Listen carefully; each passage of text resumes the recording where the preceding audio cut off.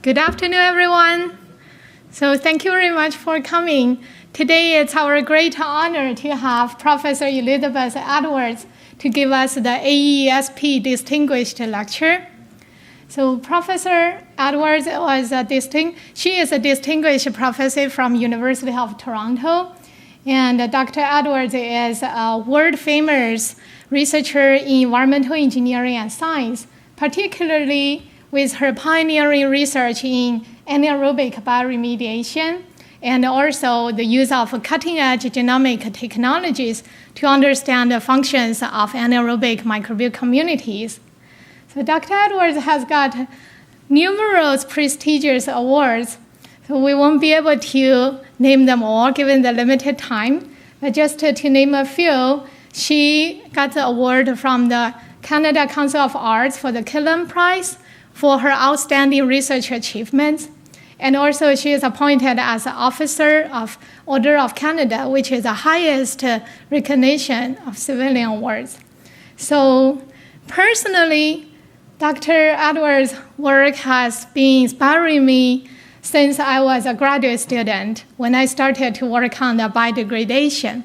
And every time I met her in the conferences, she was always answering my questions patiently and generously share her thoughts and also provide me the kind encouragement. So she's really genuine, kind, and has been a role model for me. So I feel lucky that this year we can be the host for her AESP Distinguished Lecture. And now let's welcome Dr. Edwards to give us this lecture.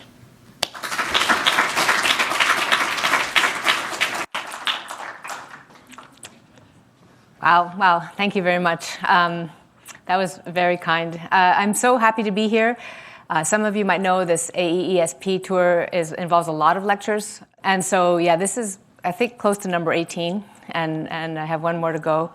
But I've had so much fun doing exactly what Nao said, which is meeting all the graduate students and postdocs and chatting around posters and things like that. So the story I'm going to tell today is not about the remediation world, which is what I also work in, but about how we translated this also into anaerobic digestion at various locations. But this is a picture of the city of Toronto, and the green circle there is the central campus of the university. And the university now has almost 100,000 students. And in the downtown campus, it's about 60,000 students. And actually where that green is, they've just installed, or just finishing installing, the largest ground source geothermal heating and cooling project in North America. So there's some 300 wells that have been installed there, which is kind of cool. Anyway, so that's the University of Toronto. Before I go on, I'd like to thank the AESP for this opportunity, but also just to tell you that I joined when I was a graduate student. It was then called the AEEP. There was no science in it. And it really is, the values or the mission statement and the vision statements here of being a collaborative and supportive and organization, tackling problems that are that we're all facing here in an equitable way. And so I like the vision and mission. So if you don't know about this organization, I encourage you to have a look at it. And so let's just get started. So as you heard, that I've worked a lot of my career looking at contaminant degrading methanogenic communities. So we really asked the question, what happens to contaminants when they get into the environment and often oxygen becomes depleted, and so what happens under anaerobic conditions? And so we've studied examples like where the pollutant is something like benzene, and then it's the electron donor in this methanogenic process, or where the pollutant is something like trichloroethene, where it turns out to be the electron acceptor.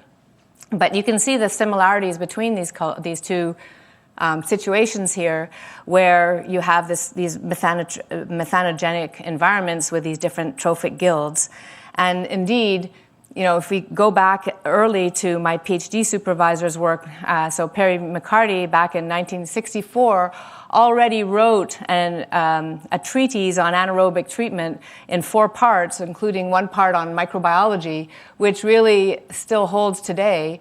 And if you look at this overall process of the methane fermentation process, and you break it down simply, it's just taking a molecule and part of it gets reduced. So here's glucose, part of it getting reduced to methane, and another half of it getting oxidized to CO2.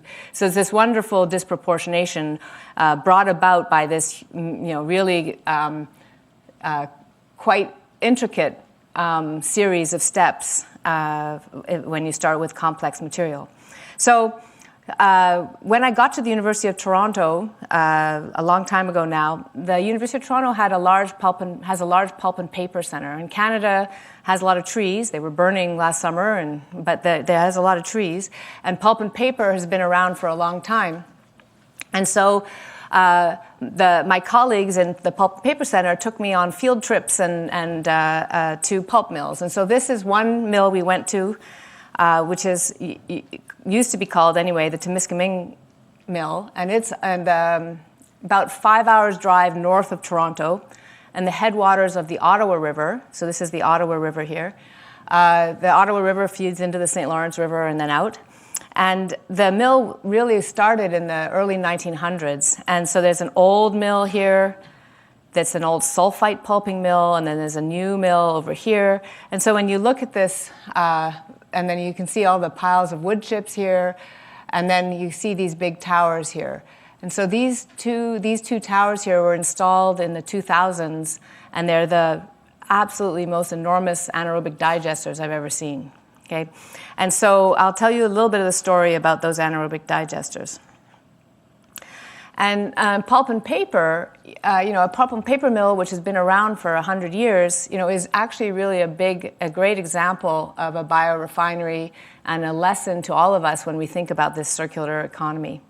And so, what happens in a pulp mill is you start off with some biomass, trees. You have the good wood is turned into planks and boards and lumber, and then the less good wood is chipped and then put into a cooker where it's mixed with a lot of water and a lot of pulping chemicals to break apart the lignin from the hemicellulose from the cellulose, and then the cellulose goes off as the product that they want, and that makes all the different things that are made out of paper and cellulose. And then the cooking liquor is full of the hemicelluloses and the lignins, and that cooking liquor can then be either fermented to make ethanol. The lignin fraction in some cases can be made into binders and things, these lignosulfonates. And all this process takes a lot of energy. So most pulp mills have a power plant on site where they burn the excess biomass, they burn their bark, and they also burn natural gas. And then all the wastewater from all the different unit operations on the mill all gets channeled to primary clarifiers, and eventually they had to build, as the years go on, you can imagine back in 1919 there wasn't a whole lot of treatment, but as the years went by and regulations improved, then more and more treatment was required. And so some years ago, before my time anyway, they had installed already this very, very large aeration basin. So this is a donut-shaped activated sludge aeration basin that actually at the point where I became involved, they had to use pure oxygen aeration just to meet, because they had such high organics load, and to be able to meet the regulatory effluents at the standards, they had to use pure oxygen. So it's this huge aeration tank, and it ultimately became limiting. They also have a huge clarifier, as you could imagine, a secondary clarifier. And so they started investigating what else they could do with all these wastewaters, and eventually installed these large anaerobic digesters so they can take the primary clarified effluent, for the most part, put it in the digesters, and then after digestion, it goes in back to the activated sludge. But at this point, there's much less organic, and you've created a lot of methane. The methane goes back to feed the power plant, and they actually recover or offset about a third of their energy costs with all the methane they make from these digesters. So it's really significant. This is a close-up of that activated sludge system that is used there. And so you can see it's a circular shape, and it's really, really huge. Like a person is way down at the bottom here. It's a very tall reactor. And so why do you need all this treatment? If you look at industrial wastes and you look at pulp mill wastes, this table, it's a bit noisy, but basically what I want you to take home from that is there's many different wastewaters within a mill. It's not like just one stream, but all the different unit operations, whether you're talking about debarking or you're looking at sulfite pulping part of the mill, or the evaporators that they have, they get all kinds of condensate. Bleaching causes another kind of effluent. CTMP is chemical thermomechanical pulp, so they have a different, they break up the wood chips in lots of different ways at this mill, and all of the different things that they do generates wastewater, and all of it has to be treated. And what I want you to take home is look at the sizes or the magnitude of the COD in some of these streams. I mean, up hundreds of thousands of milligrams per liter of COD in some of these streams. Way higher than anything you'd see in obviously municipal and a challenge to treat. And so many of them have, though, quite degradable components, okay? Many carbohydrates, organic acids, fatty acids. And so these things are actually pretty good as substrates for microorganisms. But there are also kinds of inhibitory compounds. Trees have to defend themselves against insects and so on, so their sap contains these resin acids that are poisonous, and then obviously there's sulfur compounds that get formed in the pulping process that can be problematic. And so early on, we did very traditional biochemical methane potential assays, following these very old protocol with just serum bottles, and you put in anaerobic microbes and medium, and you measure how much methane you get, and you can also measure inhibition. And so I had an undergrad student way back when who did this in the year 2000, and really we found that some of the streams, especially the evaporator condensate, was like rocket fuel for methanogens. And then Ivy, who still works with me, she did a very systematic study of all of the individual in-mill streams. And on the basis of this work and a lot of other work that was done, they actually installed in 2003, roughly, those large anaerobic digesters that I showed you previously. And so the motivation for putting them in was multiple. Partly, it was obviously regulatory driven. They needed to be able to meet the regulations for effluent discharge, but also there was a few other side benefits that came out of it that I want to share. And so, conventional treatment, you take your primary settled wastewater and you aerate the reactors to treat the organics, and then you have treated water and sludge. And then obviously when you do it anaerobically, if you were doing it anaerobically, then you don't need to pump air in, which is a big savings. You get methane, and also the big benefit is you get a lot less sludge. Okay, you get much less biomass yield. And that turned out to be the biggest driver for the reason to put in the digesters. In addition to having better capacity to treat the wastewater, the sludge disposal is a huge problem. They generate a huge amount of sludge. And sludge dewatering is really difficult. You have to put in polymer and squeeze out the water, and it's really hard. And what they do is they take the primary sludge, which in the case of a pulp and paper mill has a lot of fibers in it and things like that, and they blend that with the secondary sludge, and that dewaters better. And so when you had less secondary sludge, because you were using the anaerobic treatment, your ratio of primary to secondary increased, and the dewatering increased tremendously. So they got a lot of, like a double bang for installing this anaerobic digester. So that's sort of the history for that mill in Temiskaming, which is this tiny little pulp mill town north of Toronto.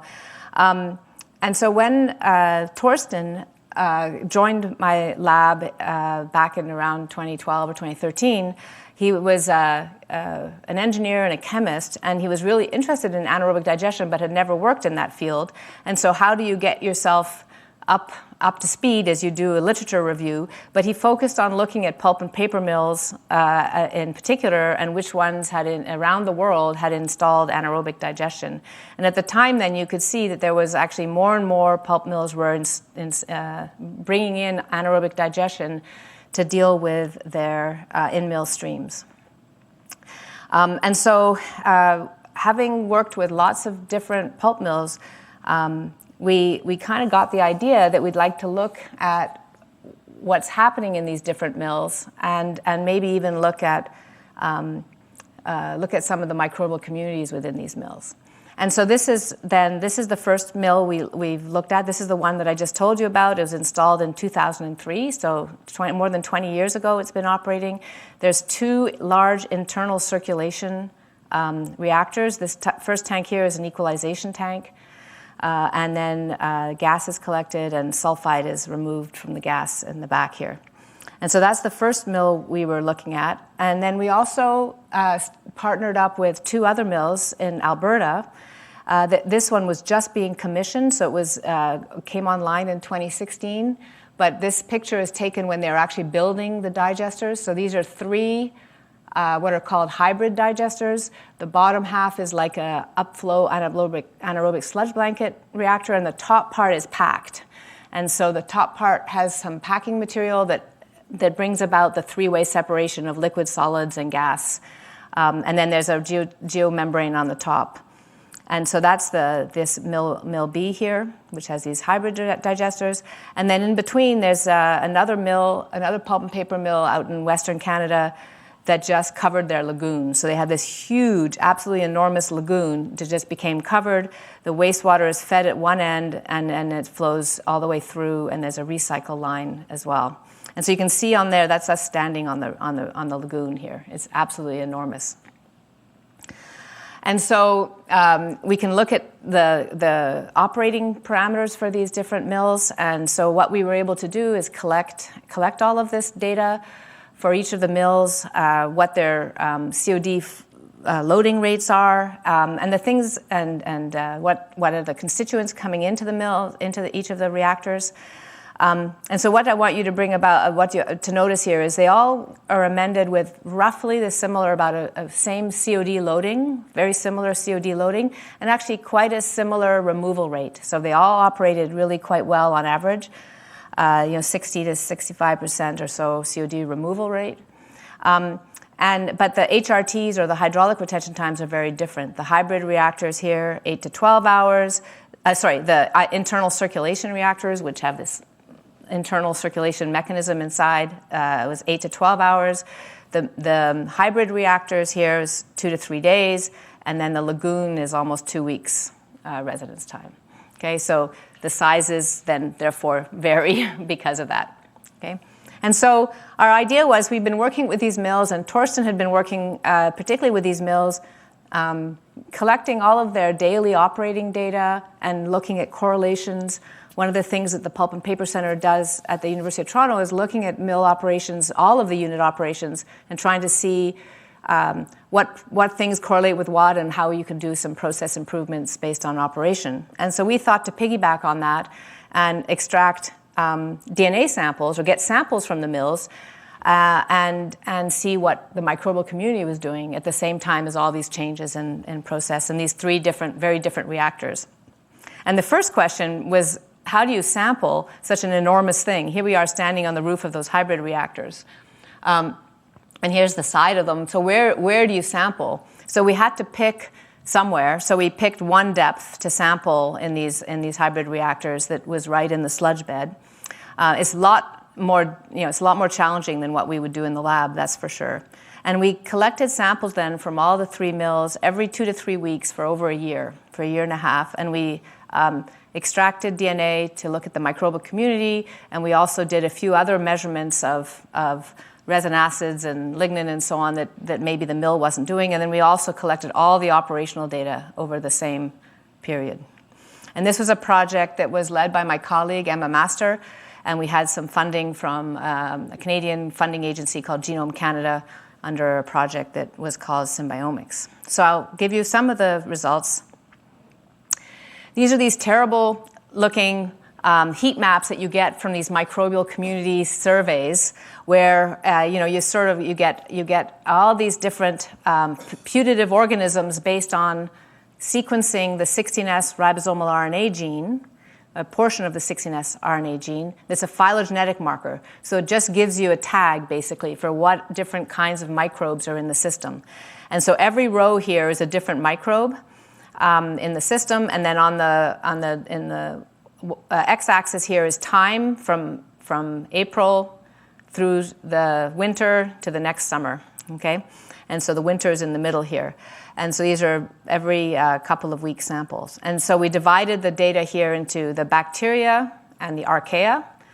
And so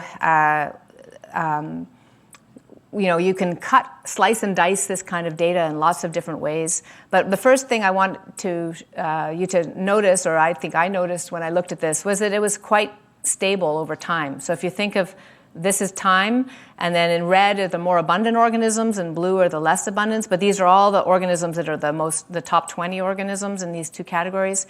And there wasn't a lot of effect of season. Maybe a little bit of something happens in the summer here. There was one particular day here where there looked like there was a bit of an upset.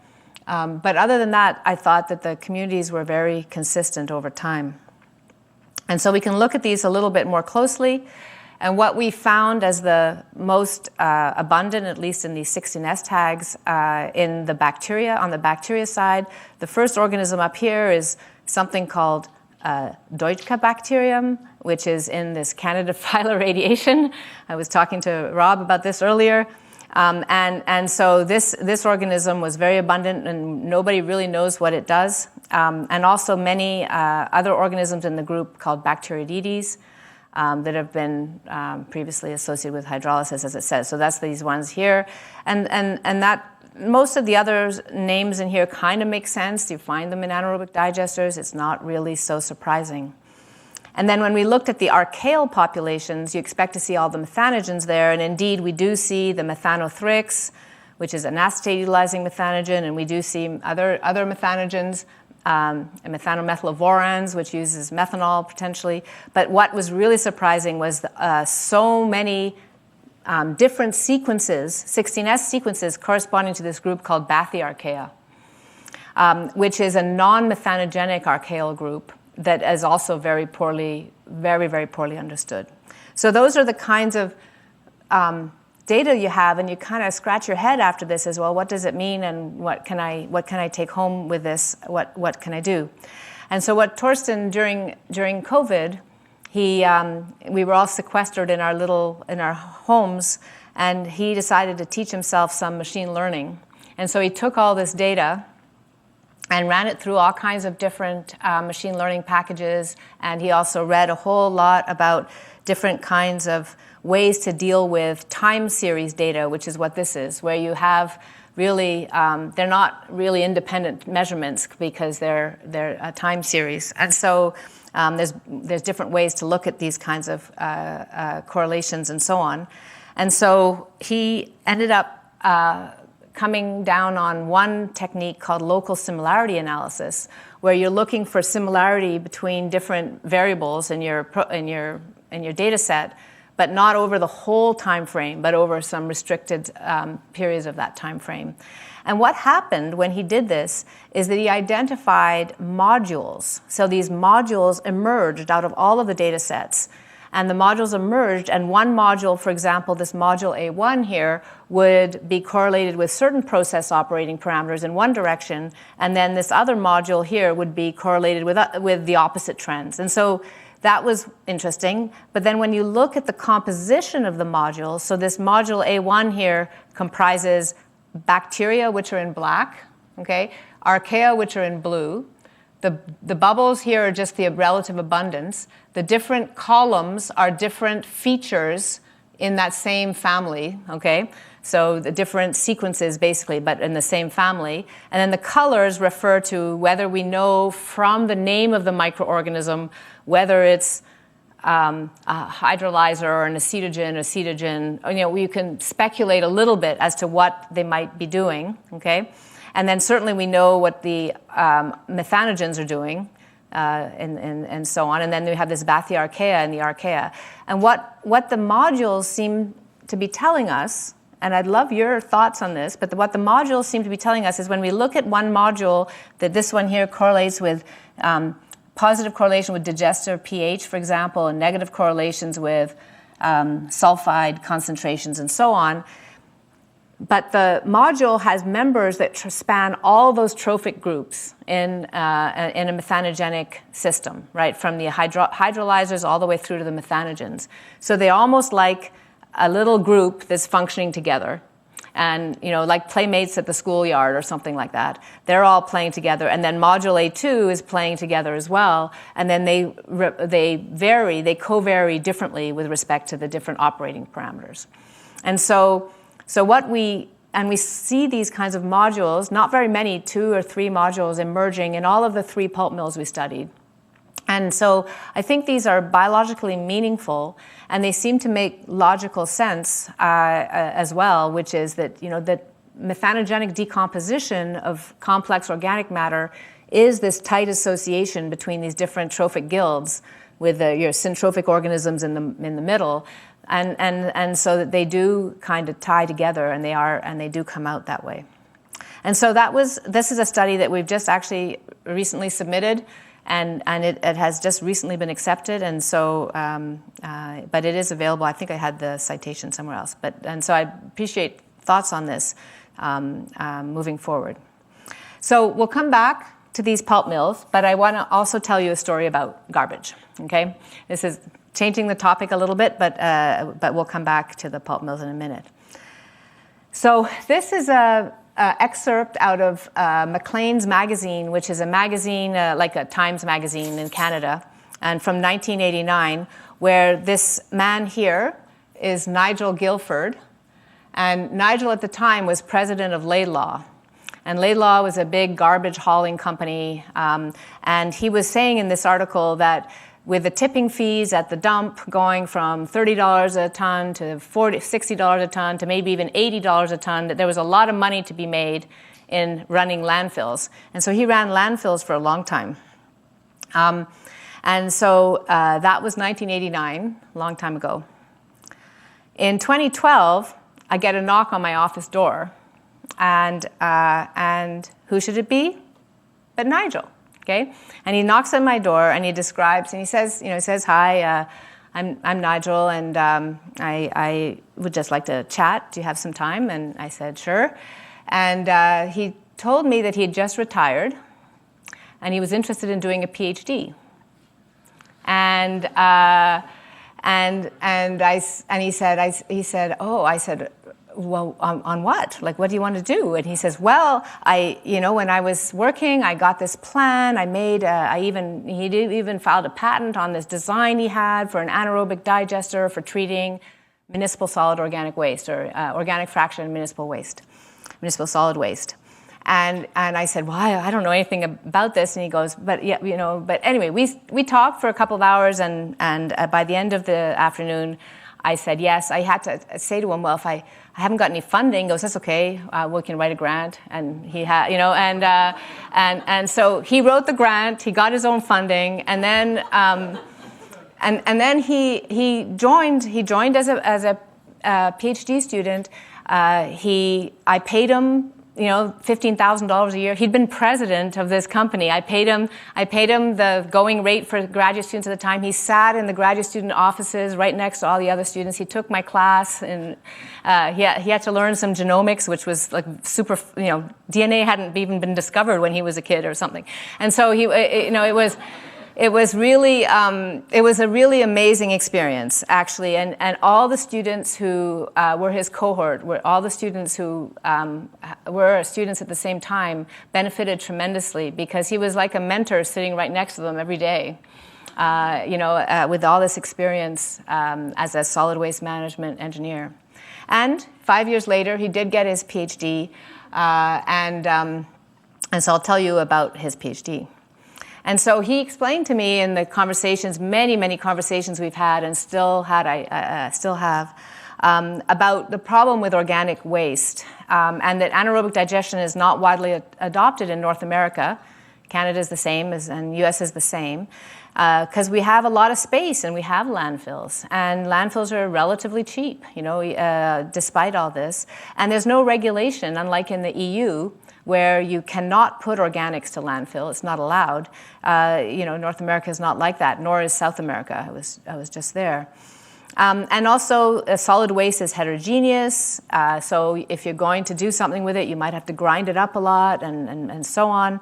And so in Canada, almost all of our organic waste, a lot of it anyway, is disposed of in landfills, leading to a lot of greenhouse gases. And actually, there was just an article a couple of days ago talking about the U.S., how landfill emissions are the third largest emitter of methane in North America, in the U.S. anyway. And so what is a less costly solution? In the absence of regulation, we need a less costly solution. And so he argued, hope it's okay. He argued for solid-state digestion. Okay, so solid-state digestion is when you don't actually mix a whole lot of water with the solids, with the organic, the organic mass, but you just keep it wet, but not soaking wet, and not so that you can pump it, right? And so there's a lot of advantages to that. You have minimum pretreatment because you don't need to grind it so much. It can just be coarse. The waste just stays still, and you're just recirculating the leachate.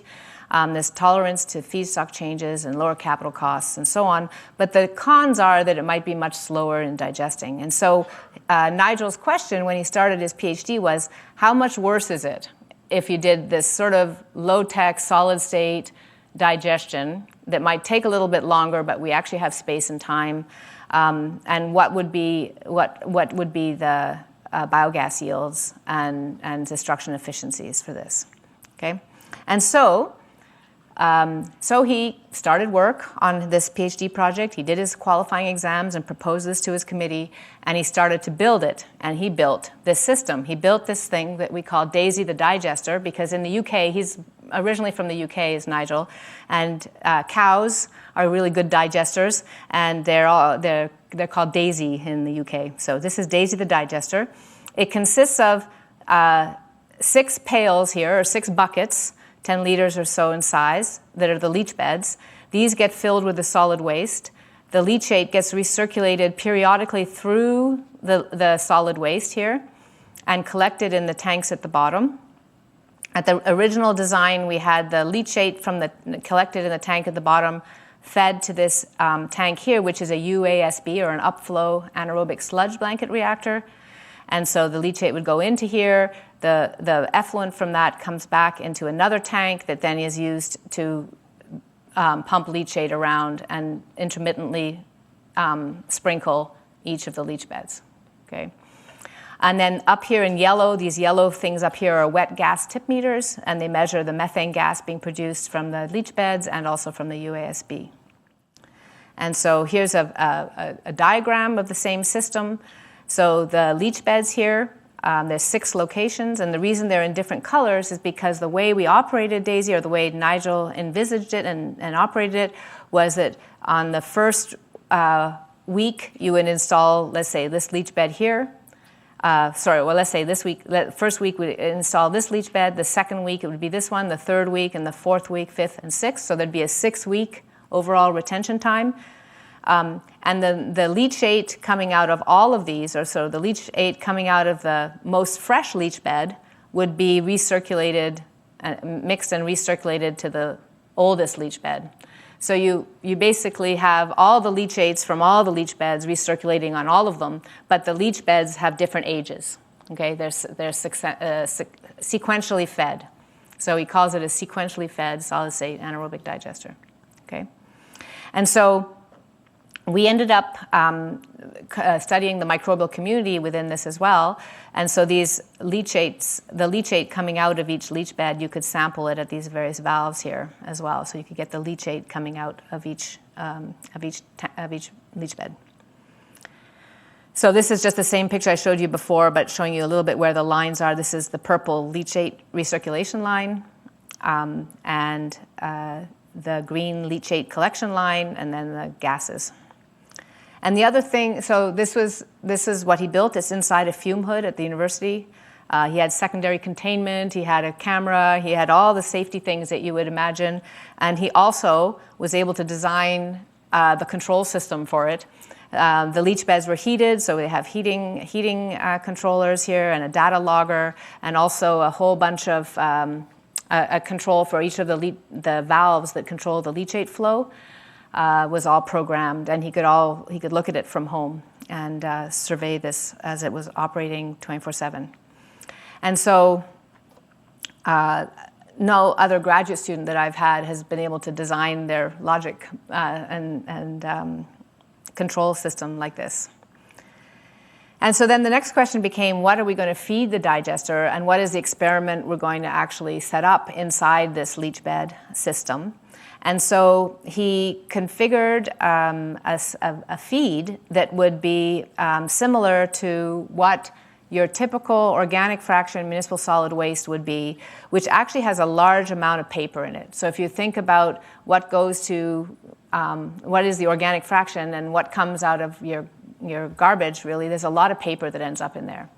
Boxboard, newsprint, and so on. So he made a fiber mixture containing those things: cardboard, boxboard, newsprint, and fine paper.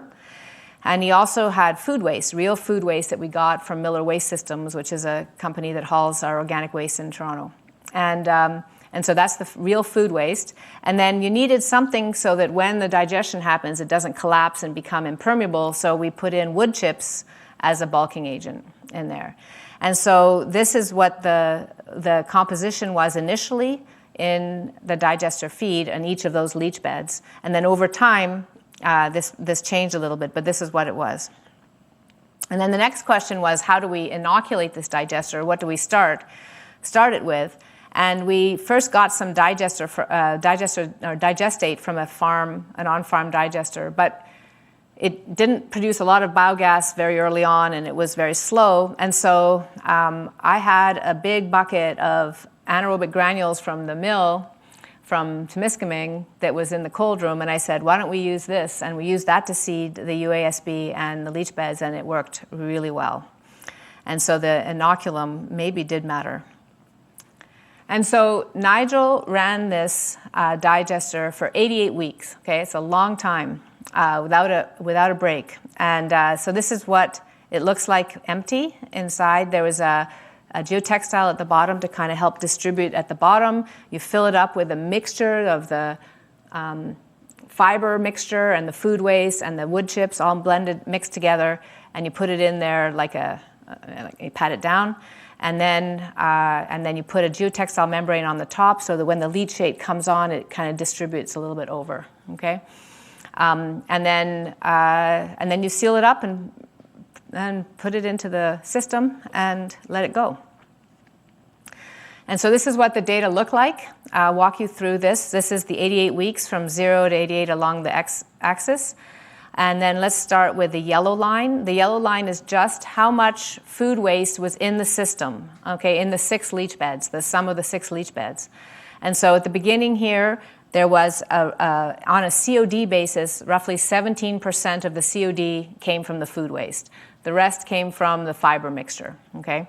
And so this is the 17%, so we operated for many weeks just getting it stabilized. And then he decreased just the amount of food waste. Everything else stayed the same. The amount of fibers and wood chips, everything else stayed the same. He just decreased the amount of food waste down to 0. It takes 6 weeks for that to happen. And then he more than 6 weeks, I should say. And then he added back food waste back up to the original amount, and then increased the amount of food waste even further to see what would happen. And so that's what was fed, that's the yellow line. And then what was measured is the red line, which is the biogas. And so you can see the biogas tracks, the biogas is in weekly liters per week, tracks how much food waste was in the system, and then goes up. And then the blue line is the COD destruction efficiency, which we measure based on, after 6 weeks, you can measure the COD left over in the leach bed and from the beginning to the end, okay? And so that destruction efficiency went from a low here of about 18% to a high of about 65% up here, okay? And so the results were actually quite good. I mean, you could get quite high destruction efficiency in this system, even with solid state, and the only thing that's recirculating is the liquid. And Nigel was very proud of himself because he had a really good mass balance on his reactor. So here's another way to look at the same data, and brings out this thing that we called synergistic methane production from fibers. So this is the same data. This is methane production on the y-axis here in liters per week, and this is now total food waste in the system, the amount of food waste in the system, not by time, but just how much food waste is in the system from the lowest to the highest. And so the measured methane data are the yellow dots, and so that's how much methane we got. The more food waste we put in the system, the more methane. That makes sense, okay? But we can calculate how much gas we should get from the food waste because we know how much food waste we put in, and we know that the most we can ever get is 78% conversion of that food waste. And so we can say this is, based on how much food waste we added in, this is how much methane we should have been getting from the food waste. So let's assume that we got that. And then by difference in the black dots here is what the methane from the fibers.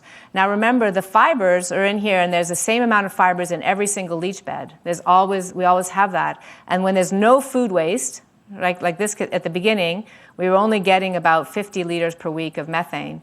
And then from the same fibers, we were getting maybe 250 liters when we had a lot of food waste in there. So essentially, adding the food waste in enhanced the conversion of the fibers to methane, okay, of the paper fraction. And that's what this synergistic means. Okay, so all this data has been published in this article here in ES&T, if you'd like to read it, and also in Nigel's thesis, which goes into extreme detail. Here's the same data again, but shown instead of as liters per week, but as liters of methane per COD added, so as a yield. Okay, and so what it really shows is that the yield per unit COD of fibers increased as we increased the food waste. And so that's very encouraging for co-digestion, and any of you who might be working on anaerobic digestion, co-digestion is a big thing right now because it does help enhance digestion, but it's very poorly understood as how. And so one of the questions we had really was, what is the addition of food waste doing to get such a greater yield of methane from the fibers? And we did do another little experiment to confirm this. So this is where you can take a leach bed and put an individual fiber, like just newspaper or something, inside the little T-ball and put it inside the digester and let it experience the whole 6 weeks of digestion, and then recover what's left in that T-ball afterwards to see what you see. And indeed, this is the same data here. This is amount of food waste in the digester on the x-axis, and this is solids destruction in those T-balls, in those little coupons we called them, or T-balls. And you can see that fine paper, the more food waste that was in the system, the more digestion we got of fine paper, the more we got of cardboard, boxboard. Newsprint was much less effective, and that kind of makes sense. Newsprint is not as refined. It has a lot of lignin still in it. It might be less digestible. And the wood chips really didn't digest at all. So the conclusions of Nigel's PhD were that a leach bed, solid state anaerobic digestion system where you have sequentially fed leach beds where the leachate is being recirculated from a fresh leach bed to the old leach bed, a stale leach bed, can bring about yields of methane and destruction that are comparable to what you see in a CSTR, in a big well-mixed, high energy consuming CSTR or big wet digestion system in a little bit longer time, but very comparable numbers, of destruction efficiency here in the 60s. And so that was very encouraging. And so at the same time as Nigel was doing this work, I had a master's student, Peter, who piggybacked on this study and extracted DNA from the leach beds. And so the question was, where do we extract the DNA from to get a good sample? Again, it comes back to where do you sample in a complex system like this? And so he ended up taking the first leach bed the leachate from the first leach bed in a new series when we changed the composition of the leach bed. So what you see here is this is the position of the leach bed. Each row here is a week. So you can kind of get an idea, like at any given week, you can have 2 leach beds that are under, have 8% food waste, and then 4 leach beds that have a 13% leach bed. So you have these kind of blended signal. Anyway, so we took the leachate from the first leach bed. And this is what we saw. So here is a microbial community based on a 16S ribosomal RNA, so just looking at the different kinds of organisms that are there. And I've got it on the same, so this is time now on the x-axis, okay, starting around week 30 this time. And this is their biogas line that I showed you before. So this is when the biogas goes down, when we have less food waste in the system. And then we're going up and having more food waste in the system, okay? And so what you see, what I saw when I looked at this, a bit like when we looked at the pulp mill, was that the signal was reproducible and sort of continuously changing, not random, that you had a certain profile here and a different profile here, but it was very, very consistent. There was an upset period right in the middle here that you can see, and we figured that was there was a big drop actually in methane at this point, and we see these different colors here, which mean a different organism. What turned out to happen in that upset period was we had a different bulking agent. That's why it says odd BA up there, odd bulking agent.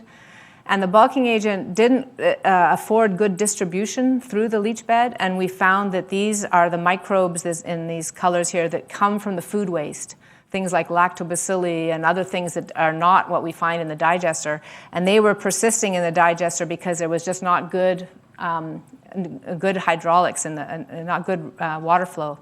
So we learned a lot from the microbial community telling us that we had bad distribution of our water, of the leachate through the digester at that time. And so this was good, but if we wanted to look at the big question we had was, well, what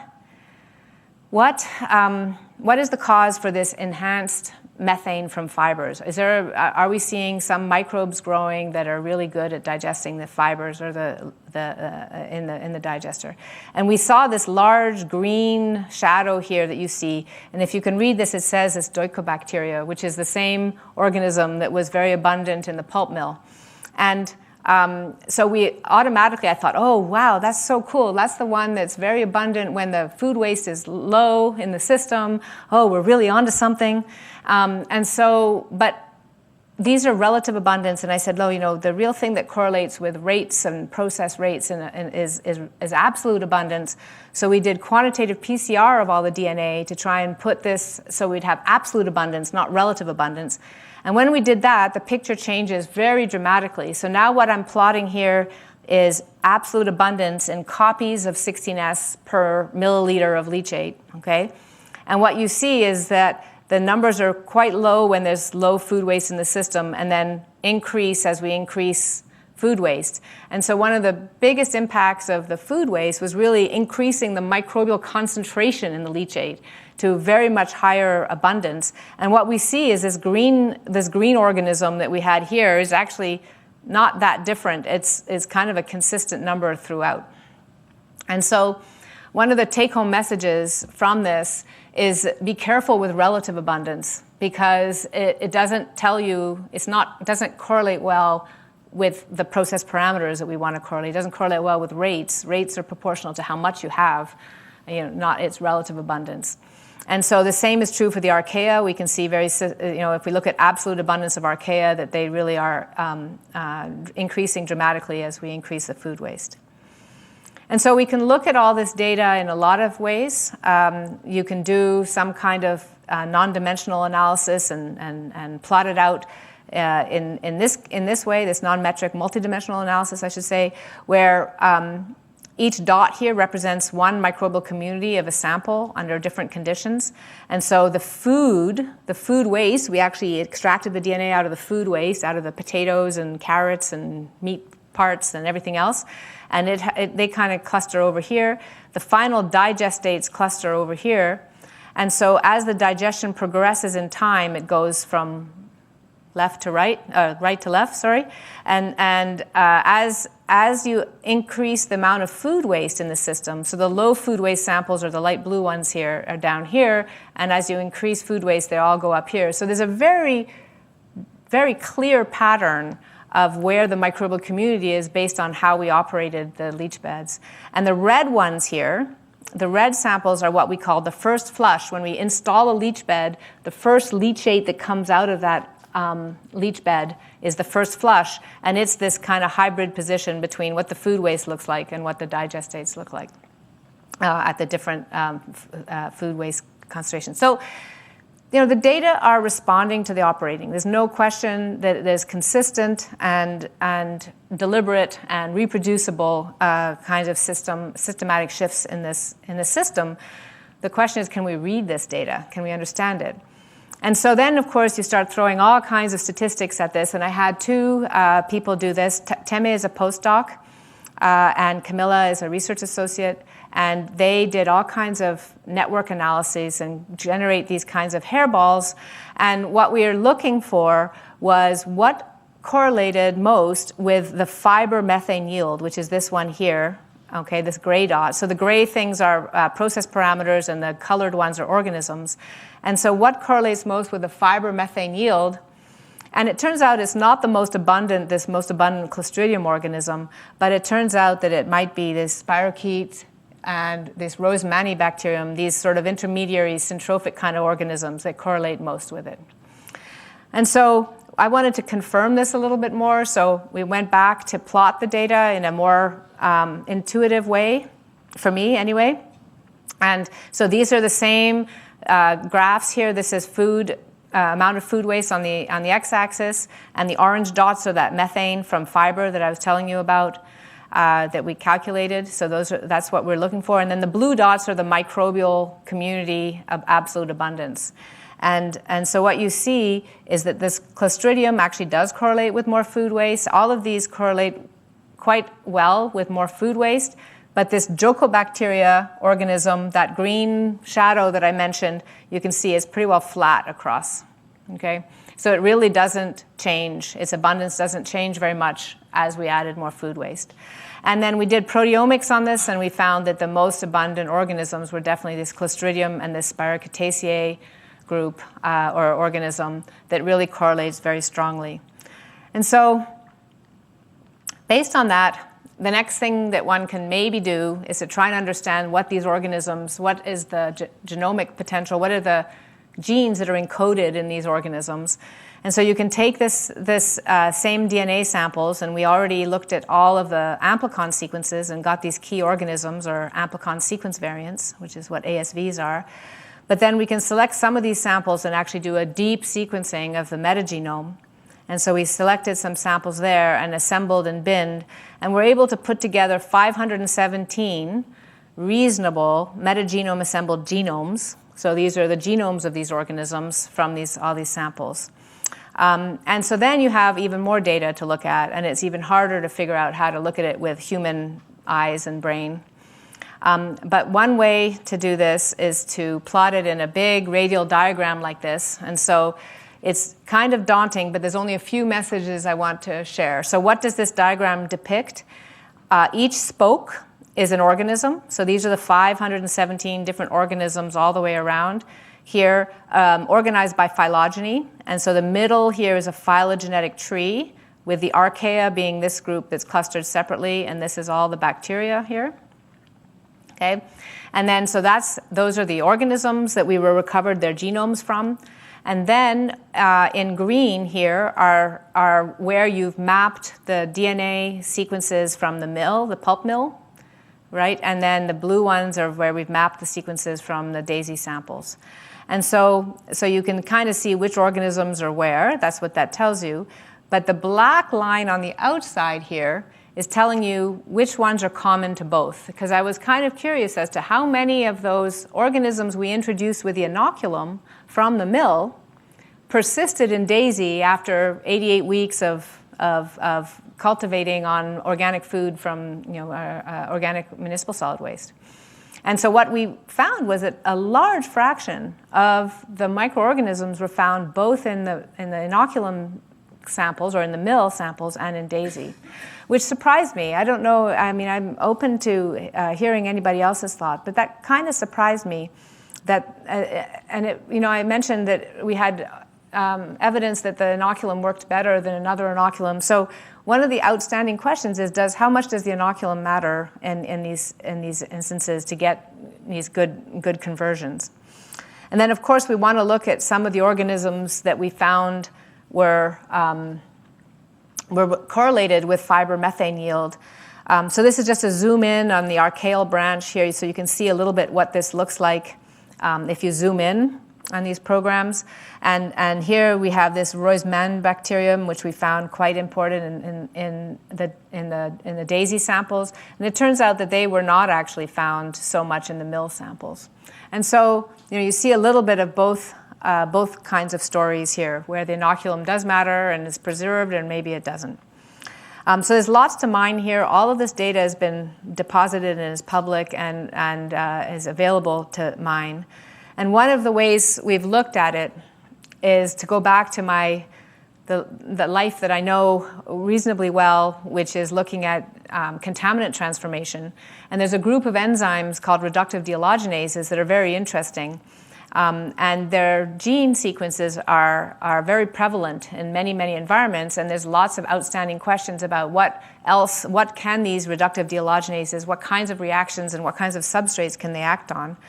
And their gene sequence is quite distinctive, so it's easy to find, and you know they can dechlorinate interesting things like chloroform to dichloromethane, for example, and these are the kinds of reactions they catalyze. They also require a cofactor, vitamin B12, and so they're interesting. So one of my students looked at all of the sequences in the NCBI and in IMG, actually the Joint Genome Institute database, and found that actually solid waste and wastewater treatment plants have a large number of these sequences, and DAISY and the pulp mills also have these sequences.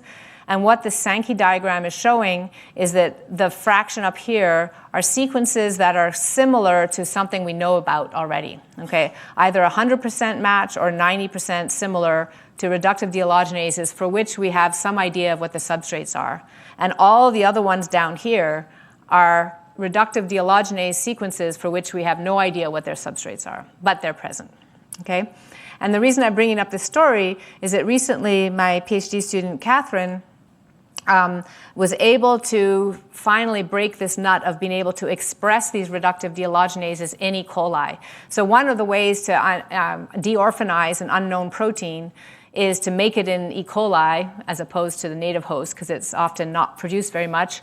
And then you have a lot of the protein and you can start doing tests. But it had been very, very difficult to do this for these reductive dehalogenases because they need this vitamin B12, because they're strictly anaerobic, because they're kind of hydrophobic, and because they also have these iron-sulfur clusters. They were really challenging to make in E. coli.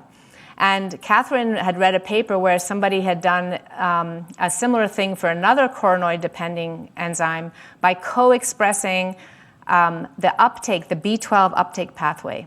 So vitamin B12 is one of those phenomenally important, vital cofactors that only a few bacteria can make and all of us need, and we all have to uptake it. All of our cells have to uptake it, and including E. coli.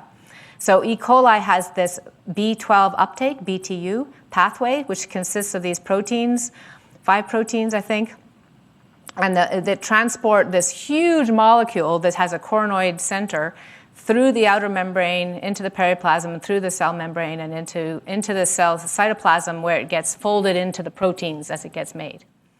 And so by co-expressing that pathway with the reductive dehalogenase, Catherine was able to get successful expression of some of these reductive dehalogenases in E. coli. And so then she said, well, you know, we found some reductive dehalogenases in DAISY, okay? And we also found them even expressed in DAISY. We did proteomic studies, and we found that these proteins not only were just the gene, we found the protein, so they must be active. And so these are 3 of those sequences that we found. And so she tested them She tested these 3, and lo and behold, one of them was active on PCE, tetrachloroethylene to TCE, and the other 2, all of them were a little bit active on this dihaloelimination reaction of 1,1,1-trichloroethane to vinyl chloride. And so, I'm sure there's lots of halogenated organics coming in wastes. And so these enzymes are there. Not only are they there, but they're also being used. And the actual original strains that were shown to dechlorinate PCE and TCE were actually from anaerobic digester sludge. So it kind of makes sense. It's still difficult to know what the in situ native substrate is in the wastes. And we're trying to think about some experiments on how we would do that. But at least we know that this process of dechlorination is happening within the digester. So with that, I'm going to wrap up now and just tell you what I told you. These microbial communities from these digesters, especially the pulp mills, are enriched in really a lot of very poorly described taxa. This Bathyarchaea, this Doicobacteria, and other organisms that are only classified at the order or family level. But the community is remarkably stable. We identify these independent modules of organisms that span all the trophic groups, and they emerge and they correlate with process operating parameters in independent ways. And in all 3 mills, this was observed. And these modules comprise phyla that are relatively high abundance, actually, and they function independently, as I said. And so I think that they really are meaningful in terms of biological entities. I mean, when we study anaerobic digestion, we often just lump the whole community together as one big meta-organism and look at that yield. And so in some ways, it supports that there are little individual groups like that within a reactor. I think solid-state digestion is highly effective. I mean, I have and the co-digestion of the food waste and the fibers was dramatic improvement in the conversion of the fibers. And I really think that the mechanism is not so much, one particular organism that was the magic bullet, but by having the food waste there, you increase the total microbial population, and that also increased the rates of some of the slower, more degradable substrates in the feed. And also it keeps the moisture content up, which I think is also very important. Food waste enhanced moisture content and slime buildup and all that kind of stuff, and that really helped with the digestion of the fibers. So the bulking agent is important. So and the really big advantage of solid state anaerobic digestion is at the end of the day you have no wastewater to deal with. So the city of Toronto has put in large CSTRs to treat our organic fraction municipal waste, and they're these big, huge digesters, and then they have a lot of liquid to deal with. They get organics destruction and methane, and then they have a whole bunch of water to treat that they have to either send to the municipal treatment or treat on site further. So I think this is a huge advantage for and should be promoted. And like the pulp mills, the digesters have also poorly characterized microbes in the Spirocataceae and these Rosemanni bacteria that are very difficult to study in isolation. This Bathyarchaea has been implicated in lignin conversion. This WS6, even though it didn't change, it certainly has an interesting genome. It contains a carboxylase that is divergent. So we have this blueprint, and we have activity, and these resources can be mined. And so if you would like to mine them, they're all yours. So I'd like to thank the team. This is the team that has been involved in operating DAISY. We operated it for those 88 weeks when Nigel was doing his PhD. Teme operated it for another year and a half or 2 years after that, looking at other parts. We've had many visiting students. Cart came from Estonia and looked at antimicrobial resistance genes in DAISY. Juliana is at the University in Belo Horizonte in Brazil. I just visited her, and they have done a very similar thing at Rio de Janeiro. They're doing it in these large containers, so they did it at actually large scale. So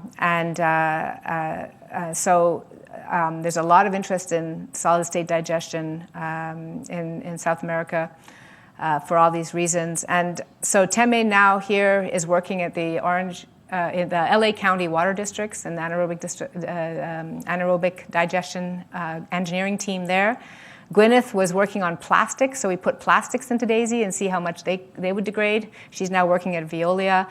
Peter is now working at anaerobic digester in Ontario that just takes off-spec food products from pet stores or something like that.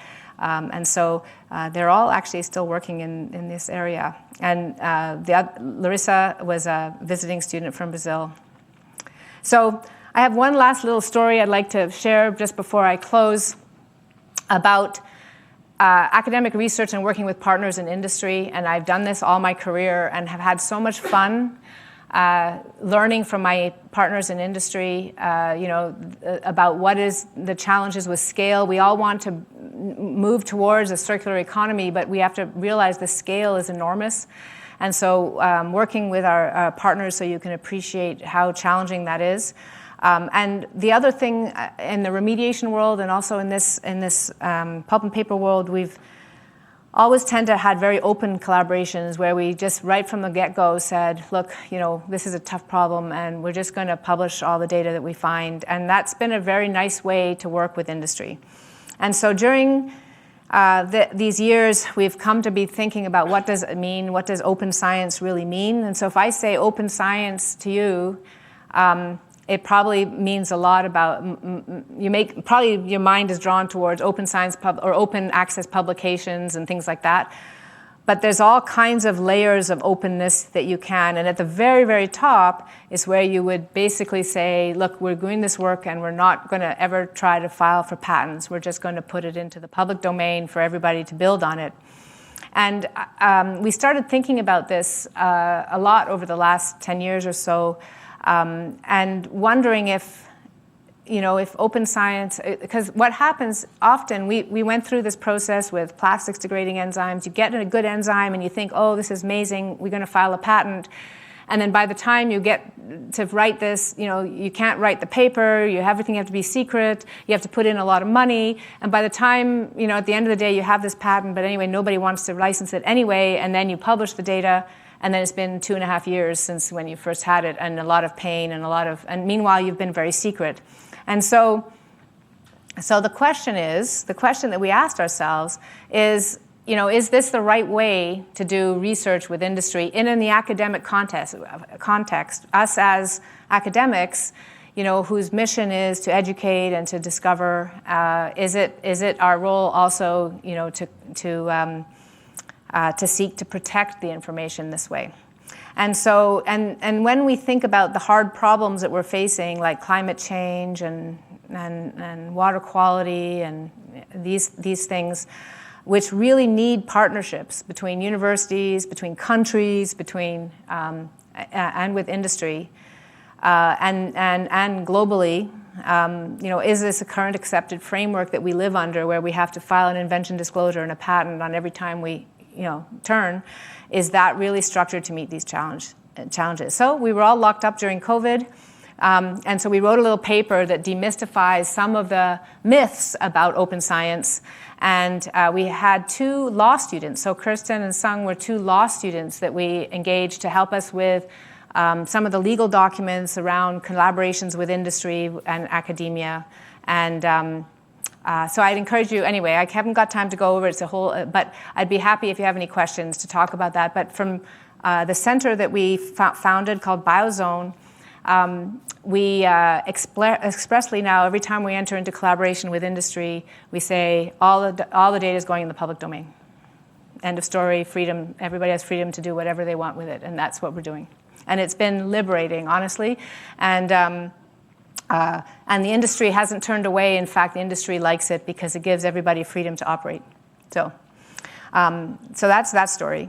And I do finally just want to make a tribute to Perry McCarty, who passed away just last year after a remarkable career. And if you have never heard of him, you must look him up. He probably is the most amazing environmental engineer ever. And I was fortunate enough to have been co-supervised by him and by Dunja Gabriel-Galic.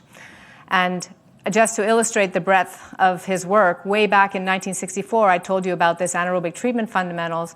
Even in 67, as early as that, he was already looking at degradation of chlorinated hydrocarbon pesticides under anaerobic conditions. And as late as 2021, he was espousing the value of secondary anaerobic treatment for energy capture in wastewater. And so truly a remarkable person with over 1,100 academic grandchildren. Okay. So with that, I thank you.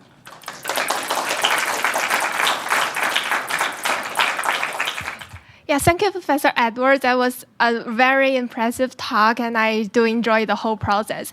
I have two questions about the local similarity analysis. So first is, I was wondering if you can talk more about how can the discoveries in your study can guide the real-world problems, like the local similarities or the biologically meaningful parameters. What can we learn from those to guide the operation of a mill or digester or something? I think what we can learn is maybe what we can't do. And so, in other words, if we understand that the mill is composed of these modules of complex trophic groups like this, and let's say you have an organism that's really great at degrading something and you want to introduce it into that community, you might have a very hard time if it's not part of one of these modules, right? Because it will get excluded. And so I think it makes us, there's a lot of talk, and I'm sure you've heard it too, of trying to engineer the microbiome. How are we going to, we could make a modified organism and we're going to have to, that's what they're going to have to survive in, is a system that looks like this, okay? And so it might guide us in thinking about how we could create a synthetic microbiome that would be able to replace, or function and work with the microbiome that's there. That's one way to think about it. To temper maybe how easy it would be to introduce something into that community, all right? I think it also tells you that there's it might help us learn more of the interactions between the microbes. If we know that those are the ones that are talking together, we could isolate those and study, more importantly, the metabolic potential and crosstalk that might happen just between that subset of microorganisms. So in terms of like metabolic mapping and modeling and so on. So those are some ways that we could use it. Okay? Does that answer your question a little bit? But I agree with you. It doesn't tell me, I can't go to the operator right now and say, turn this button and you'll get more. No, I can't do that. But it's pointing, there are a few, it's pointing to some ways that we could maybe monitor, though. Maybe we monitor the organisms in one of those modules that's positively correlated with good methane production, for example. And rather than looking for one sentinel organism, you could look at that pod, that module of organisms, right? Yeah. That sounds very meaningful. Yeah. And my second question is more about the methodology for the local similarity analysis. So I'm not pretty sure, but I've heard that the data for LSA should be independent and identically distributed. But for time series data, usually is not the case. Not the case, exactly. Yeah. So. You have to be worried about that dependency you have in time series data. But I think that of all of the tools suffer from that problem. And I don't know the answer for sure, but you should talk to Torsten, and he will tell you exactly why he picked that. But there's, I think he did test for evenness or distribution before he ran it. And anyway, I would just let me say that you should talk to Torsten, and I can put you in touch with him, okay? Because he will explain that to you in detail. Yeah, thank you so much. Thank you, Professor Edwards, for the great talk.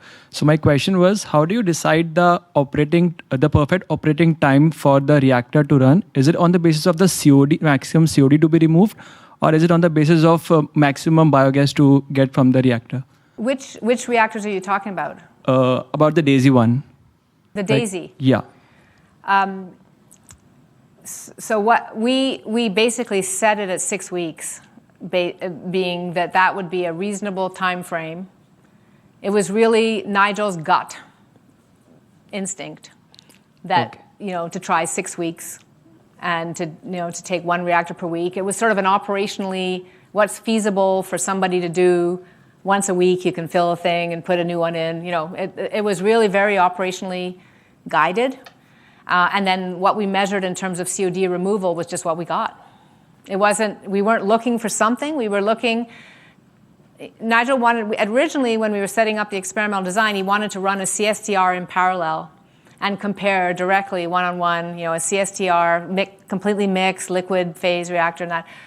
But at the end of the day, that would have been way too much work for somebody to do. And so we decided to just pick something that was similar enough to what was in the published literature that you could use data from the published literature as the comparator.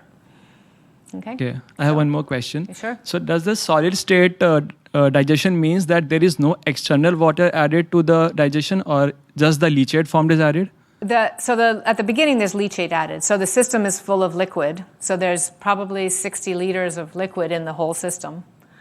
But it just gets circulated. But you don't add any more because every time you put in a leach bed, it's moist. You add it to 80% moisture capacity. And when you take it out, it's 80% moisture. So there's no extra water formed, as far as we could measure. Thank you so much. Elizabeth, I really enjoyed your presentation. Thank you very much. I have a question. I'd like to know if you had ever worked with phages. And I was looking at the dynamics that you have with time in the populations of the bacteria. Do bacteriophages play any role in the dynamics? They absolutely do. And we have looked at phages in our remediation world, in the dechlorination world. And so what you see, and maybe but let's take any one organism group, is you'll see many, many, many representatives of that group, okay, that are slightly different. So there's a lot of redundancy. So let's say Bathyarchaea, we don't know what they are, but there was so many ASVs from Bathyarchaea, ASVs meaning amplicon sequences, so many organisms, okay? And so I think that there's always phage predation happening, and one of those organisms will get nuked and the other one will take over. So you have it at a functional level, it's almost invisible, but you have these swapping of organisms within the same functional guild all the time.